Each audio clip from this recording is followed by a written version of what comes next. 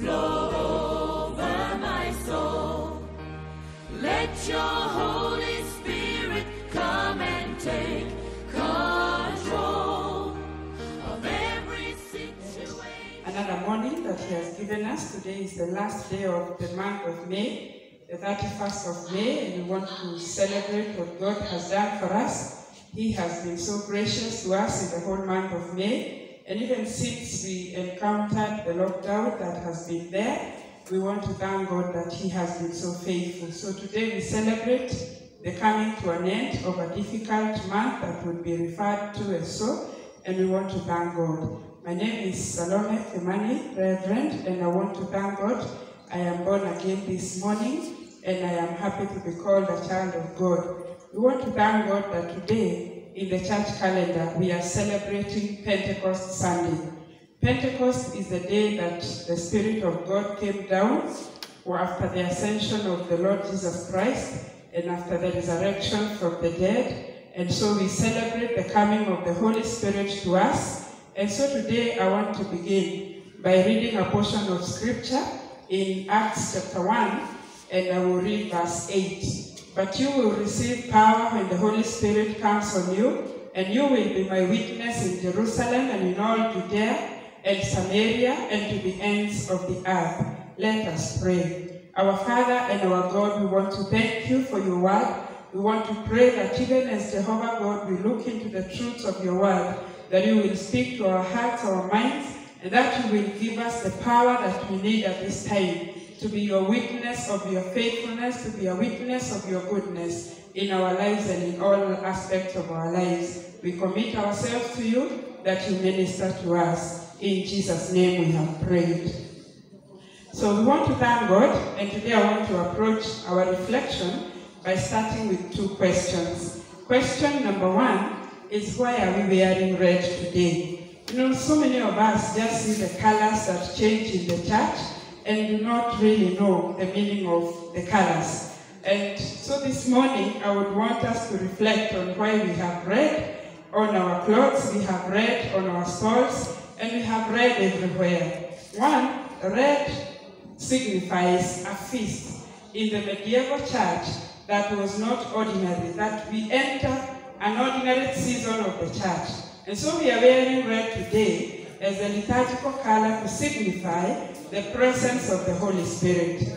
Red is the color of fire and symbolizes the presence of God.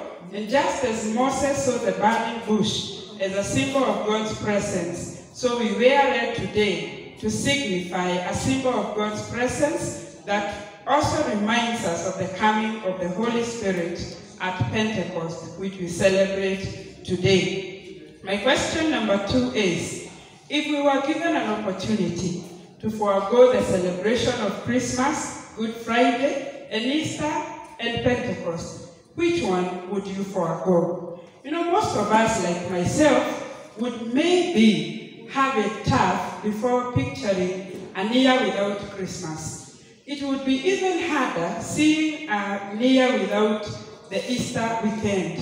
And many Christians would say that they would do away with the Pentecost Sunday. But absolutely, my brothers and sisters, I would want to tell you that without Pentecost, we would not have Christmas, we would not have a Good Friday. This is because Pentecost is the birthday of the church. Pentecost is when the church was born. Pentecost is when the church came to be. And the church cannot celebrate the advent of Christ we celebrate in Christmas if there was no Pentecost Sunday. And so today's reflection will also be taken from John chapter 15, verse 26 and 27, as our lectionary has given us. And I will want to title our reflection today as Receiving God's Power.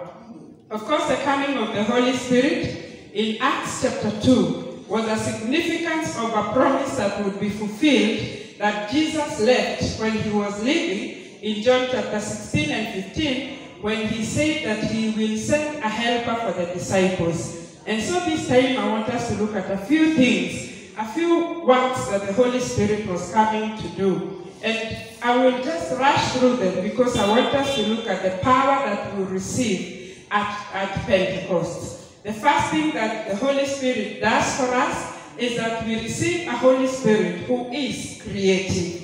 If you look at Genesis 1, verse 1 and 2, the Lord says, let us make. In everything that he was doing. And in verse 26 and 27 of Genesis chapter 1, he says, let us breathe ourselves into man. That means the Spirit, who is the wind and the breath of God, was breathed into man and he came to be. And thus he becomes the creative Holy Spirit. The Holy Spirit, number 2, is also for companionship. This means as Jesus was leaving this world, he told his disciples that I am leaving the Holy Spirit with you to be with you and to sustain you. And therefore the Holy Spirit is there to give us companionship as Christians. He is there to sustain us in this world. He is there to encourage us. And the Holy Spirit is there to stand with us. The Holy Spirit is there even to make a difference in our situations. Number 3, the Holy Spirit is there to give us courage. Brothers and sisters, at the day of Pentecost, as we have read in Acts chapter 1, we'll see that the Holy Spirit, when he came down, the disciples got the courage that they did not have. If you look at the men when the Holy Spirit had not come, these people were cowards, these people were afraid, these people had locked themselves in the house, and they were afraid that whatever had happened to Jesus would happen to them. But when the Spirit comes down, he gives them the courage to speak, and Peter boldly makes a makeshift of a pulpit and proclaims with boldness. And as Joel says, the Spirit of God came down. The Holy Spirit, number 4, will bring conviction. My brothers and sisters, the Holy Spirit will convict us of sin, showing us how that the best mark that we can get is having a relationship with God. The Holy Spirit, number 2, will convict us of righteousness, directing us to the Son of God, who is the rightness of God. He is the example unto which every mankind should follow to live a righteous life. And the Holy Spirit, number 3, will convict the world of judgment. This means that the Holy Spirit will be able to convict us that there is judgment coming. And finally, the Holy Spirit will speak of Christ. If you look at John chapter 16 and verse 14, the Bible says that he will take that which is of Jesus and will bring it to the people. That means the Holy Spirit will give hope to the world. The Holy Spirit will remind people that Jesus is the way, the life, and eternal life. Jesus is everything that one would need. Having looked at that background, brothers and sisters, every celebration that we have, for example, when we talk of a birthday, because today we celebrate the birthday of the church, there are gifts that are given. And therefore we look at a way that God has given us the gift that he has given us as we celebrate today, and that he has given us to celebrate today. And I want to give an acronym of this gift as power, because the Bible says that when the Holy Spirit comes upon us, he will give us power to be what God wants us to be. He will give us power to be bold. He will give us power to witness. And so I want to look at the word power as an acronym. And so we start with the letter P. Power means prayers answered. You see, when the Holy Spirit came down, this was a promise that Jesus had given, and so the promise was fulfilled. Brothers and sisters, in this time when we are having the COVID-19, among the many other challenges that we are going through, our economic times have become hard. We are encountering family challenges and stress, and there are many, many challenges. Who could have imagined in 2020 not celebrating the Easter Sunday? But all these have come. But in the rightness of God's time, we will see our prayers answered. So the responsibility we have as a church is to keep praying and to keep holding on to our faith. Because the Bible says that in the right time, the Lord is going to make everything beautiful. And in the fullness of his time, he alone, as our God, will make things happen. And therefore, my brothers and sisters, do not give up your prayer, because our God will make it happen. The second gift that God has given us is the letter O, other languages. When the disciples received the power of the Holy Spirit, they spoke in other languages. But surprisingly, the other languages to the people were the common languages. And so when the people had them speak in strange languages, some of them were understanding them in their own local languages. My brothers and sisters, today, we have a challenge to be able, when the Holy Spirit comes upon us, we can speak in many languages. We can speak the gospel in many languages. But the best language that we can speak through is the language of love. The language of love that extends a hand of help to the hungry, that extends a hand of encouragement to the weary, a hand that will give a smile, a hand that will give somebody hope for tomorrow. My brothers and sisters, our third gift is witness.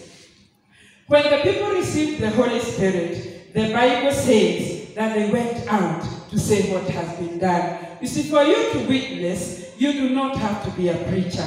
For you to witness, you do not have to be an orator. For you to witness, you do not even have to have the gift of speaking. But you are speaking about the experience that you have had, the goodness that you have had with God, and you are able to tell of what the Lord has done for you. Therefore, brothers and sisters, just take courage and move forward, knowing that the Holy Spirit, when He comes upon you, He is going to give you a gift to tell of what the Lord has done in your life. After W, we go to E, which stands for empowerment.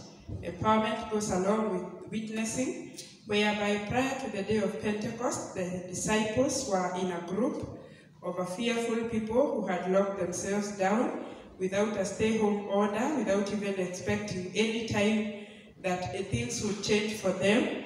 But after the Pentecost, after the Spirit came down, you remember Jesus was denied by one of them before He was crucified. But after the Holy Spirit came down, the power came down, and the disciples were empowered to go out and speak. And therefore, brothers and sisters, when the Holy Spirit comes down upon you, you will be able to stand, you will be able to witness, you will be able to tell of what the Lord has done for you. You will be a transformed and a changed person. Remember, the same Peter who denied Jesus after the Pentecost is the same person who stood and 3,000 people came to faith. And therefore, we have the challenge. Take it up, that when the Holy Spirit comes upon us, we will be given the power to go out, and will be empowered to stand and make a difference. And finally, brothers and sisters, the last gift, which does not really look like a gift, is the gift of rejection. If you look at R, means rejection, means being thrown out, means being not given a chance. And you would ask yourself, how is this going to be a gift to us? And brothers and sisters, as I was looking at the Word of God, when the disciples were filled with fire of the Holy Spirit, the people dismissed them and said, these people are only drunk. And therefore, in our Christian life, at some point in life, we will face rejection. We will face some intimidation as Christians. So many people today are complaining, why are so and so allowed to meet and the churches cannot open? This is a gift that God has given to us. And this is a gift that will encourage us, because He has given us the Holy Spirit to be with us, to encourage us, to uphold us, that whether churches open or they don't, brothers and sisters, we are standing strong, because we have the Holy Spirit with us, who is there to encourage us, who is there to uphold us. And therefore this day, I want to wish each one of us the power that comes from having the Holy Spirit of God, the power to stand, the power to witness, the power to overcome, the power to be victorious. Therefore, brothers and sisters, be encouraged that you have been given the gift of having the power to go on and stand strong. In the name of God the Father, Son, and the Holy Spirit, let us pray.